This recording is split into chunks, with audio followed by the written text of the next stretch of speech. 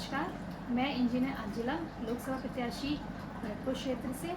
मैं आज आपके सामने कुछ अपने मुद्दे लेके आई हूँ, जिस मुद्दों को लेके मैं इस रणनीति और राजनीति में मैंने प्रवेश किया है। मैं अपने क्षेत्र के लिए क्या-क्या विकास करना चाहती हूँ, वो मैं आप सबके साथ साझा करना चाहूँगी आज। तो मेरे कुछ 7-8 मुद्दे हैं ऐसे जिसके लेके और जिसके लिए डेवलपमेंट के लिए मैं इस जगह पे आई हूँ और ये मंच मुझे मिला है। अपने क्षेत्र का विकास हर एक इंसान करना चाहता है। हर एक इंसान चाहता है कि उसका जो क्षेत्र है जहाँ वो रहता है, वहाँ उसको कुछ बेसिक चीज़ें जो हर किसी को नीड है वो मिले। तो उसमें जो मेरी प्राथमिकताएँ रहेंगी वो मैं आपको सामने बताना चाहूँगी।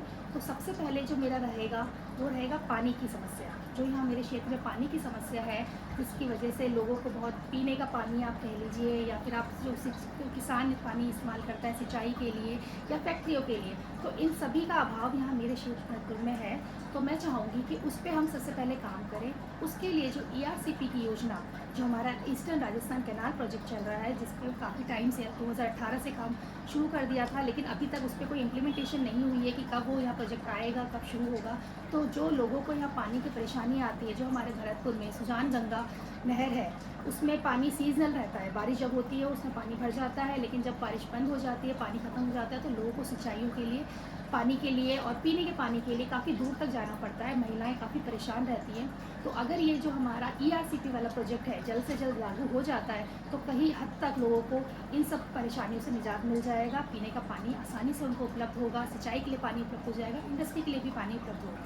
तो मेरा सबसे पहला जो काम होगा, अगर मेरे को आप लोग चुनते हैं तो और मुझे समर्थन देते हैं, तो मैं सबसे पहले यहाँ पर पानी की जो समस्या है उसको दूर करना चाहूँगी और ERCP को जल्द से जल्द यहाँ पर लागू करवाना चाहूँगी, इम्प्लीमेंट करवाना चाहूँगी, उसमें उस चीज़ में काम करूँगी। दूसरा मेरा रहेगा बिजली का, क्योंकि बिजली जो हमारी है गाँव में, खासकर शहरों में फिर भी आ रही है, क्षेत्र में भरतपुर में आती है, लेकिन 24 घंटे तब भी बिजली हमें उपलब्ध नहीं हो पा रही है। बिना बिजली के हमें पता है कि हम किसी भी फील्ड में, किसी भी क्षेत्र में उन्नति नहीं कर सकते, क्योंकि आजकल बेसिक नीड हो गई है पानी हमारे लिए, बिजली।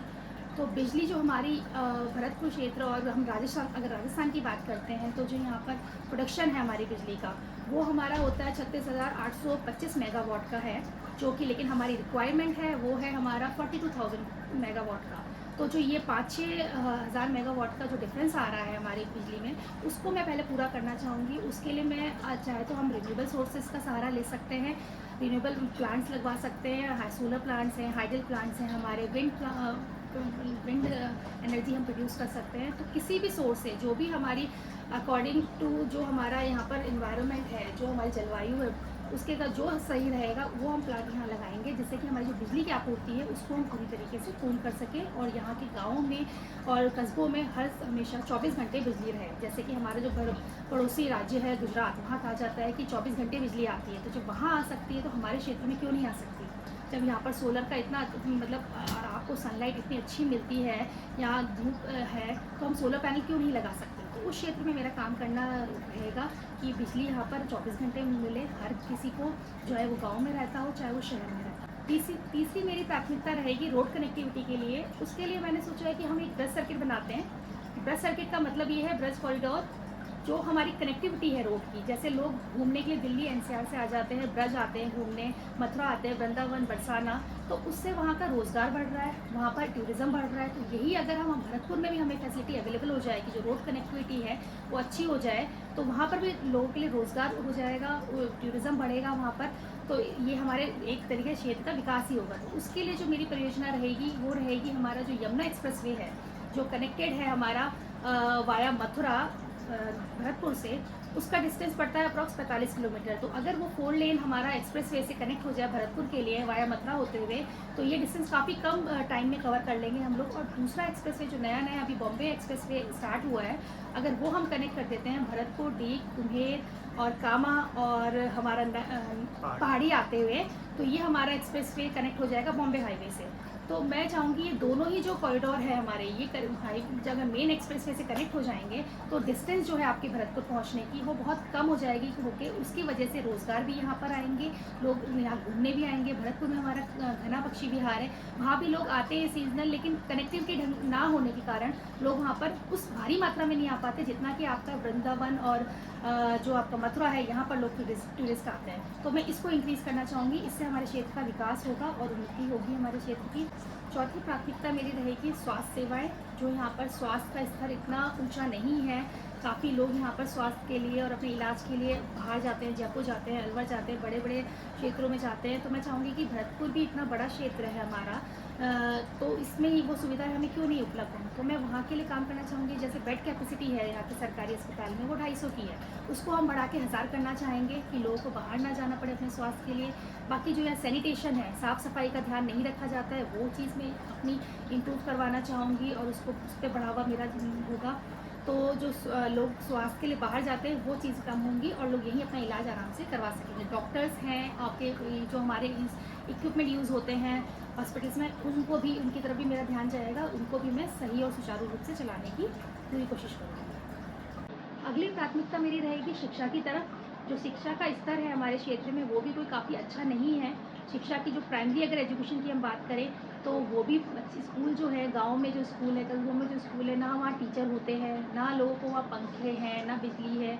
तो वो जो स्तर है और पढ़ाई का स्तर, टीचर्स वहाँ नहीं, सबसे बेसिक चीज़ है, टीचर्स अगर अच्छे होंगे तो पढ़ाई अच्छी होगी।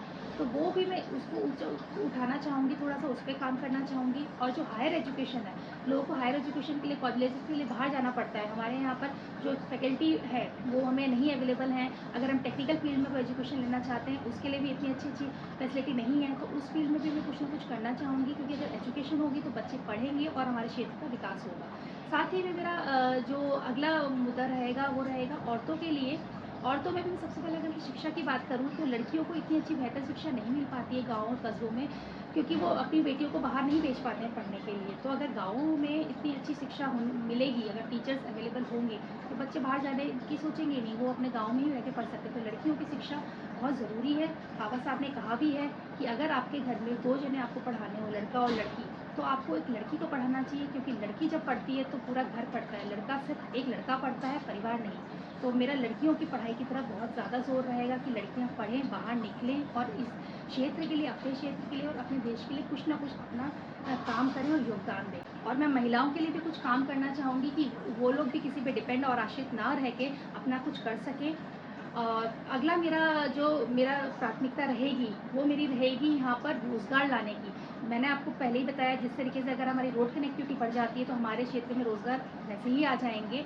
बाकी मैं यहाँ पर जो नौजवान हैं, जो बेरोज़गार भाई हमारे घूम रहे हैं, उनके लिए रोज़गार के लिए मैं आईटी सेक्टर यहाँ डेवलप करना चाहूँगी। आईटी हब्स बने यहाँ पर, कि जो बीपीओ है, जैसे एनसीआर रीजन में बीपीओ चलते हैं, कॉल सेंटर चलते हैं, क्योंकि हमारे जो यहाँ मेवात एरिया के बच्चे हैं और भाई हैं, उन दिमाग उनमें बहुत है, क्योंकि वो मेवात एरिया अभी थोड़ा कुछ टाइम से लाइमलाइट में रहा है अपने साइबर क्राइम के लिए। तो हम ये नहीं कह सकते कि यहाँ पर गाँव में लोगों के मतलब उनकी बुद्धि कम है, या लेकिन काफ़ी मतलब शार्प माइंडेड बच्चे यहाँ पर रहते हैं। तो अगर वो अपना शार्प माइंड अपनी इस फील्ड में लगाएंगे, यहाँ से वो कॉल सेंटर्स हो गए या बीपीओ हो गए, इनमें अगर काम करेंगे, तो वो बहुत बेहतर ज़िंदगी उनको मिल सकती है। और कोई भी इंसान कभी ये नहीं चाहता कि मैं मजबूरी में ही हर कोई गलत कदम उठाता है। तो मैं चाहूँगी कि अगर उन्हें वो फैसिलिटी और वो चीज़ें मिलेंगी, तो ज़रूर इस क्षेत्र में कुछ करेंगे और इस क्षेत्र का नाम आगे बढ़ाएँगे और यहाँ का विकास ज़रूर होगा। तो मैं यहाँ पर रोज़गार के लिए काफ़ी सारे काम करना चाहती हूँ।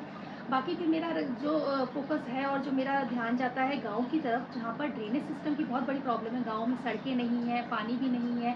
मतलब जो मैंने पॉइंट आपको ऊपर बताए हैं अपनी मतलब पिछली बातों में, कि उन सब पे तो विकास होगा, लेकिन वो सब क्षेत्र में, शहरों में पहले शुरू हो जाता है, लेकिन गाँव पिछड़े तब भी रह जाते हैं। तो हमारा ध्यान गाँव की तरफ भी जाएगा। जो गाँव की हमारी आबादी है और गाँव के जो हमारे भाई-बहन हैं, वो भी इस चीज़ से वंचित ना रहें, उनको भी ये सारी सुविधाएँ मिल सकें। और वहाँ पर जो सड़कें हैं, सड़कें कई बार टूट जाती हैं, नहीं बनती हैं। ड्रेनेज सिस्टम बहुत बुरा हाल है, पानी भरा रहता है गाँव में, बरसात के टाइम में तो बहुत बुरा हाल हो जाता है गाँव का। तो उसको सुधारने के लिए भी मैं ज़रूर कुछ ना कुछ काम करूँगी, वहाँ से मैं शुरुआत करूँगी। मैं खुद राव गाँव से आती हूँ, तो मुझे हर एक गाँव की स्थिति क्या होती है, वो मैं अच्छी तरीके से जानती हूँ, तो मुझे वो भी सुधारनी है।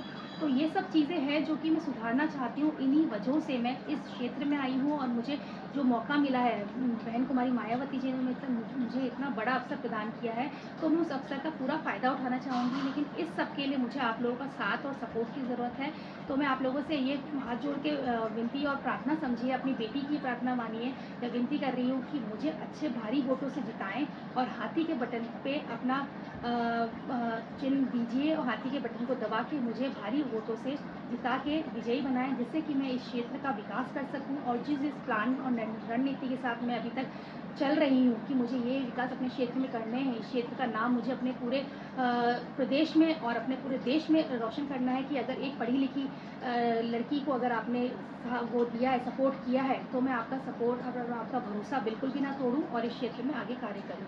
तो आप लोग मैं चाहूँगी कि 19 तारीख को जब मतदान देने जाएँ तो 1 मिनट ये ज़रूर सोचें कि कौन सा प्रत्याशी आपके लिए अच्छा रहेगा, जो इस क्षेत्र का विकास करेगा। क्योंकि वादे तो आज से 20-25 साल से सभी लोग करते हुए आए, सभी पार्टी करती हुई आई हैं, लेकिन एक बार आप हमें बीएसपी को भी सपोर्ट देके देखिए और हम पे अपना भरोसा जताइए, तो मैं ज़रूर आपके लिए कुछ ना कुछ करूँगी। आपको ये बिल्कुल नहीं महसूस होगा कि आपने अपना जो फैसला लिया है वो गलत था, और मैं इस क्षेत्र का विकास करके दिखाऊँगी। नमस्कार।